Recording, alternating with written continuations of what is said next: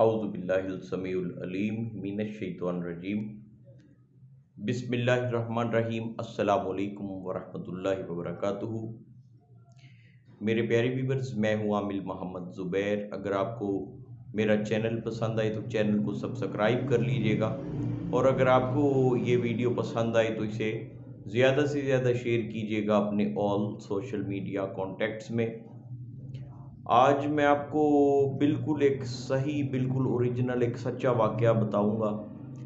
एक ऐसे शख्स का जिसको जिन्नात को काबू करने का बड़ा शौक़ था, जिन्नात को देखने का बड़ा शौक़ था, लेकिन वो शख्स जो है वो अपने वक्त का जो है ना वो लूज़ करैक्टर इंसान था। काफ़ी बद किरदारियों में, बुरी हरकतों में मुलविस था। ख़वातीन के हवाले से, लड़कियों के हवाले से उसका करैक्टर कोई अच्छा नहीं जाना जाता था। मुझे इसने जो है वो कहा कि जी मुझे आप कोई अमल करवाएँ, कोई जिन्नात को काबू करने का कोई अमल करवाएँ। मैं चाहता हूँ कि कोई चीज़, इस तरह की कोई चीज़ जो है वो मेरे काबू में हो, मेरे पास हो। तो मैंने जो है वो बेशुमार मर्तबा इसको कहा कि ये चीज़ें जो हैं वो इस तरह से नहीं होती।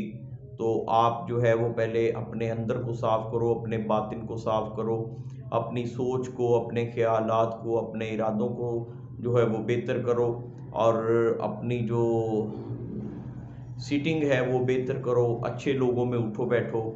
अपने जो है वो सबसे पहले तो ये कि अपने जिस्मानी तहारत और पाकीज़गी के साथ साथ जो है वो अपनी नमाज को दुरुस्त करो, नमाज की पाबंदी करो। क्योंकि जब तक हम अपने फ़राइज़ को पूरा नहीं करते, तो उस वक़्त तक अगर अपने फ़राइज़ को छोड़ के अगर हम किसी और काम को हाथ डालते हैं, तो 99% चांस जो हैं वो हमारी नाकामी के होते हैं। क्योंकि हम अपने बेसिक फ़र्ज़ को छोड़ के एक एक्स्ट्रा बाउंड्री में जब कोई काम करने की कोशिश करते हैं, तो उसमें बाज़ दफ़ा इस तरह के नुकसानात हो जाते हैं। खैर, वो शख्स जो था वो बाज़ नहीं आया। नाम मैं यहाँ पे नहीं लूँगा ताकि वो बाद में फिर वो एतराज़ ना बने। तो नहीं बाज़ आया। उसने जो है वो लोगों में भी कहना, फिर कुछ लोगों से उसने जो है वो इस चीज़ का शिकवा भी किया कि जी ये पता नहीं इन चीज़ों के हवाले से कोई इल्म रखते नहीं हैं, या फिर इनको पता नहीं है, तो इसलिए ये इस चीज़ से अवॉइड कर रहे हैं, या मुझे क्यों नहीं बता रहे। तो एक हमारे सीनियर थे, बुज़ुर्ग थे, उन्होंने कहा कि जी ये इस तरह से बाज़ नहीं आएगा जब तक इसको ठोकर नहीं लगेगी, तो इसको जो है ना वो अमल करवा देना चाहिए कोई ना कोई। खैर, उनके कहने पे मैंने उसको जो है वो एक अमल बता दिया। तो उसका नतीजा ये हुआ कि अमल वो बड़ी दिलजमी से करता रहा। 40 दिन का अमल था। 40 दिन उसने बड़ी कामयाबी से पूरे कर लिए, पाबंदी भी कर ली अमल की। जो कोई खाने-पीने का परहेज़ था वो भी कर लिया। लेकिन बात वही कि अपनी नज़र को, अपनी आँख को, अपने ख़यालात को, अपनी सोच को, अपने इरादों को, अपने बातिन को साफ़ ना कर सका। गलत लोगों की सोसाइटी जो थी, गलत लोगों की जो गैदरिंग थी वो ना छोड़ी। तो 40वें दिन फिर जब अमल पूरा हुआ, तो जिस तरह से ये जो गैर इंसानी मखलूक़ात होती हैं, ये आखिरी टाइम तक कोशिश करती हैं कि हम जो है वो इस शख्स के काबू में ना आएँ, और वो हर तरह से इंसान को आज़माती भी हैं। पूरे के पूरे कबीले बाज़ दफ़ा होते हैं, जब आप अमल कर रहे होते हैं तो आपको रोकने के लिए, आपके अमल में खलल पैदा करने के लिए, वो इसीलिए कि आपके काबू में उनके ख़ानदान का कोई फ़र्द ना आ सके जिन्नात में से, तो वो अपनी हर तरह की कोशिश करते हैं। और इंसान के ऊपर अटैक वहाँ से ही होता है जहाँ से वो कमज़ोर होता है। जो उसकी कमज़ोरी होती है वहाँ से वो पकड़ा जाता है। तो इसी तरीके से जो है ना, इसको जैसा कि मैंने शुरू से बताया आपको शुरू में, कि ये लड़कियों के हवाले इसका करैक्टर कोई ठीक नहीं था, ये ज़ानी आदमी था। तो जब इसका अमल पूरा हो गया, ये पूरा करके उस चीज़ के इंतज़ार में बैठ गया, तो उस वक़्त हुआ ये कि वो एक लड़की के रूप में आया।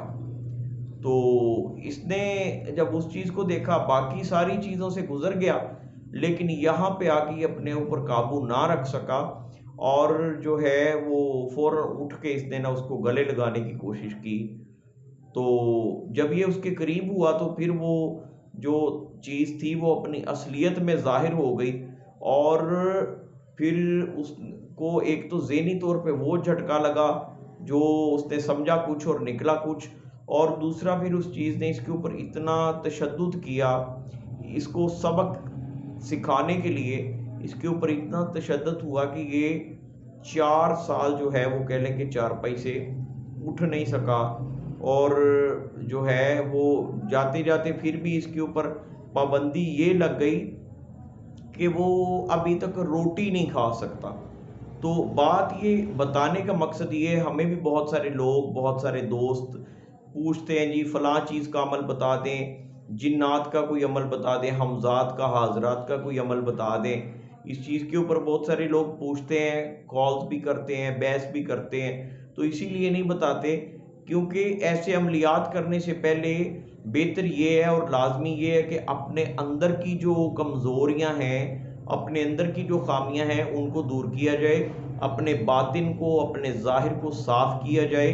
फिर इस तरह से के अमलियात अगर किए जाएँ, तो फिर इंसान कामयाब हो सकता है। अदरवाइज़ फिर यही हाल होता है, जो उस बंदे के साथ हुआ कि वो अपनी पकी-पकाई ज़ाया कर बैठा।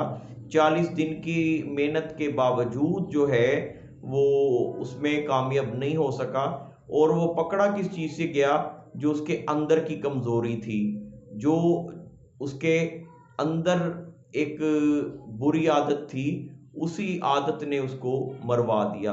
तो यही मकसद है आप लोगों को बताने का, कि कोई भी चीज़ करना चाहते हैं, अमलियात, चिल्ले, वज़ाइफ अगर नहीं भी करने, तो वैसे भी ये जो चीज़ें हैं, ख़ास तौर पे नाजायज़ रिलेशन, नाजायज़ ताल्लुकात, लाज़मी नहीं कि फ़िज़िकल रिलेशन ही हो, बल्कि अगर आप किसी को बुरी नज़र से देखते भी हैं, तो ये चीज़ भी आपकी रूहानी पावर को ख़त्म कर देती है, आपके बातिन को बहुत कमज़ोर कर देती है। उसके बाद ये चीज़ असाबी कमज़ोरी की सूरत में सामने आती है। फिर तरह-तरह की जिस्मानी बीमारियाँ और इस तरह के बहुत सारे मसाइल पैदा होते हैं। तो अपने आप को बात सारी बताने का, सुनाने का ये मकसद है कि अपने आप को जितना हो सके इस तरह के मामलात से दूर रखें। अपनी जो है वो नज़र की, अपने जिस्म की हिफाज़त करें। ये अल्लाह ताला की दी हुई इमानत है, और हमें उसकी हदूद में रहते हुए इसको इस्तेमाल करना चाहिए। अस्सलामु अलैकुम व रहमतुल्लाहि व बरकातहू।